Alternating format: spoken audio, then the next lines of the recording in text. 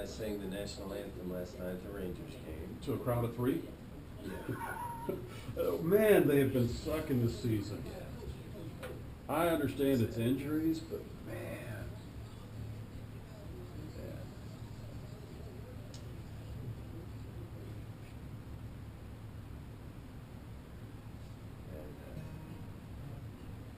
And they played our music at the ballpark. That was pretty cool. I guess Don said that. Well, I'm going to be introing you next month, Courtyard. I don't know who's opening up for you, but what's cool about that is the very first Courtyard series that we did.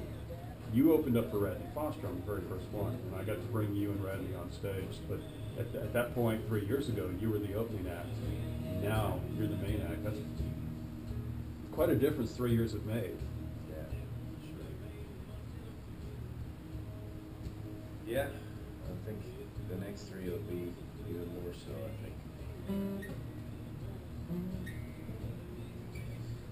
think the new record's going to be as good or better than Overnight Success. Yeah. I think it's as good, but a little bit more commercial.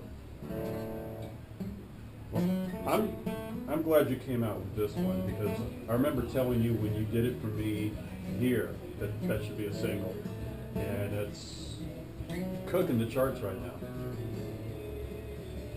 Yeah, I wish, I kind of wish that instead of working singles, I could do it more like the Americana chart does it, and just send everybody the album and let them play whatever they want to play. But I think that's a bad move, and I'll tell you why. What happens is when you work a single, you build familiarity. That builds a success. That's my biggest problem with the Americana chart is that they don't all play the same single. So if you go in maybe Texarkana and there's an Americana station, you're going to hear one song. You come here to Dallas, you're going to hear a different song. You go to New Braunfels, you hear a different song. But when you do the same song, it builds across there, and the album sales go up because, the fans are familiar with that one song. They love that one song. They got to get that album because of that one song that they love that's playing at that time. yeah. You don't get that same familiarity when you have multiple songs out at the same time. Yeah, I see that. I definitely think that's the way it's been in the past. I think these days, a lot of people, at least this is what I do, I kind of listen to radio to discover new music, and then whatever music I know that I already like, I just listen to it on Spotify. So, No, say it ain't hey, so. I know, well, hey, I'm an artist, Spotify doesn't pay me crap. It's just convenient for the consumer. We're at 30 seconds here. But anyway, because I don't think anybody just hears one song and go buys the album anymore. Maybe a few, but not many. They may go listen to the album on Spotify or Google Play or whatever. I've never tried that one. Oh, here we go. Sorry. 95.3 The Range, the All-Star Morning Show. Zane Williams, that is Hands of a Working Man. It is 9:06. Zane just happens to be working in the studio. Yeah, man. Being on the All-Star show, does that make me a star? Of course you make it a star. I only talk to stars. You've been a star since the first time I got to talk to you. Yeah, well, you come out with an album with the title Overnight Success, you got to live up to that. Yeah. Of course, that overnight success takes a long time if you listen to the song. Exactly. Well, we're working on it. Well, let's talk about what you are doing. We were talking before the show. You're actually starting work on the next album, man. Yeah, we're real excited. We've got 5 tunes already recorded, and we're going to be doing another 5 here in the next couple of months, and shooting for it to come out early part of 2015. Yeah. But we are going to release a new single in October. That's going to be, it's going to be a new song that people haven't heard yet. So. Oh, that's cool. Yeah. You're a busy man, you know, you're doing that. Then tonight you're helping us out a little bit, judging Shiner Rising Star at That's Tupelo right. Honey and Denison. They say judge not lest you be judged. Well, you know, that's what the good book but says. But then you also mentioned something about free beer, so here I come. Free beer and free food. You got to get the free food in there too for, you know, for the judges. That's how we compensate. Now, actually, you know, I've done that a couple times in the past, and kind of discovered some good new bands. So I don't mind doing it because I don't like critiquing other people's music, but I do like hearing the young up and coming bands, Yeah. and being aware of them. Well, I don't look at it as critiquing. When I do the judging, I look at it as offering some of my years of experience. Like, I've been in radio for 30 years now. Yeah. So offering some of the experience that I have to them Yeah. to help them get better, to get to that next level. Yeah. So it's not really critiquing, it's helping. You're right. If you do it the right way, you're exactly right. And I've had in my career, you know, I've had both. I've had constructive criticism that really helped me out and made me better, and then I've had some other people that just poo-pooed on my music. They just want to I tear you remember down, those right? people. Those are the people that do not get in the liner notes. Yeah. Exactly. Well, how are the kids? Let's talk a little bit about the family, because I mean, Man. with you on the road so much. Yeah, they're fantastic. My wife is able to be a stay-at-home mom. She takes great care of them, and Buck is 5. He just started kindergarten, so that's fun. I just dropped him off. It starts at he has to be there at 7:30 or something. So For a musician having to drop him off, I was like, oh God, that's early. But he loves going to school, making friends, and all that stuff. And then my little girl, she's 1.5, and man, she's just smart as a whip and super cute. So She's got you wrapped around her finger, doesn't she? yeah, dude. I mean, they all do. I mean, my wife and my kids, they're all just the sweetest, most beautiful things I've ever seen. So I just hang out with them as much as I can. And so I end up burning the candle at both ends a lot, Yeah. but it's all right. We want to talk also, I'm going to get you to play something here in a minute, but we want to talk coming up the first Thursday of October. And I want to say that's October 4th, isn't it? I'm trying to look at the calendar at the same time. Yeah. While I'm Playing talking. on Courtyard Theater. That's gonna be It's gonna be a really cool show. The Texas Music Series, and that is actually October 2nd. October 2nd, the first Thursday of October. I'll be out there hosting that with you.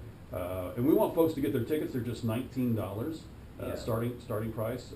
What a great room. You did the very first Courtyard Theater. Yeah, You opened up for that. Radney. Opened up for Radney Foster, and if you guys have never been out there, dude, it's like, I would call it a dime box theater. It's a theater, but it's so small and intimate that when you're on stage, you feel like you could just give the person in the back row a high five. Yeah. I mean, it's like that small. It's like, it really is kind of like me playing in your living room. So it's a very cool theater. You know, if you've never seen us, a lot of times you see us, there's a bunch of people talking and dancing and carousing. Yeah. And, you know, this will be a cool theater setting.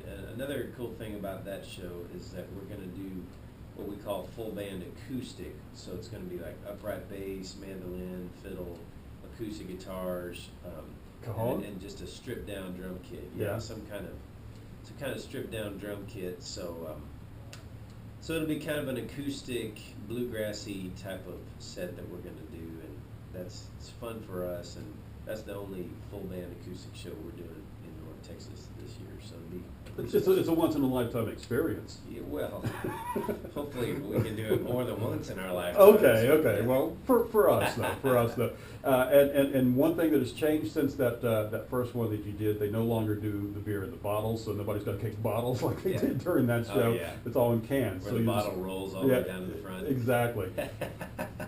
But it's a fun show, and I can't wait to do that. That's coming up on October 2nd. Let's put you to work. Let's get you to do something here real quick. Yeah. Okay. Well, I was talking about the new record and everything, and the new single. So I think this is going to be it. This is a song that I was inspired to write just because when I moved, I've lived a lot of other places. I was born in Texas, but I moved around a bunch. And when I came back to Texas, I was just struck with the independent spirit that there is here in Texas, and I think y'all as a radio station embody that, and a lot of your listeners do too. So here's a song about y'all and for y'all. It's called Texas Like That. Well, he makes his own bullets, and he makes his own love. He makes hard work look easy in a worn out old truck. He's 88 and still working till he breaks his back. You can't tell him no different, 'cause he's Texas like that.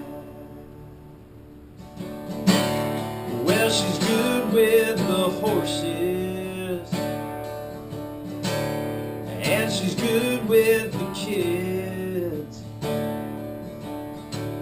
but she'll fight just as hard as any man ever did.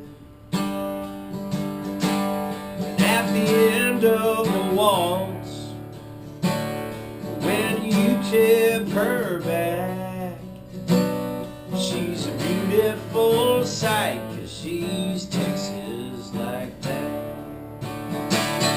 It's the fire in your belly that says we're gonna make it. It's the tattered old flag that says come and take it. It's a lone star shining, though the night may be black. From where I stand, I see Texas like that. Well, we're stubborn and proud, we take care of our own. We like to give every stray dog we ever met a good home. When the bad times get worse, you find the worst ain't so bad. When you got friends like us, 'cause we're Texas like that. It's a fire in your belly that says we're gonna make it. It's a tattered old flag that says come and take it. It's a lone star shining, though the night may be black. From where I stand, I see Texas like that. Na na na na na na. Na na na na na na na. It's the fire in your belly that says we're gonna make it. It's the tattered old flag that says come and take it. It's a lone star shining, though the night may be black. From where I stand, I see Texas like that. In the still of the evening, I slip off my hat, and I pray that there will always be a Texas like that.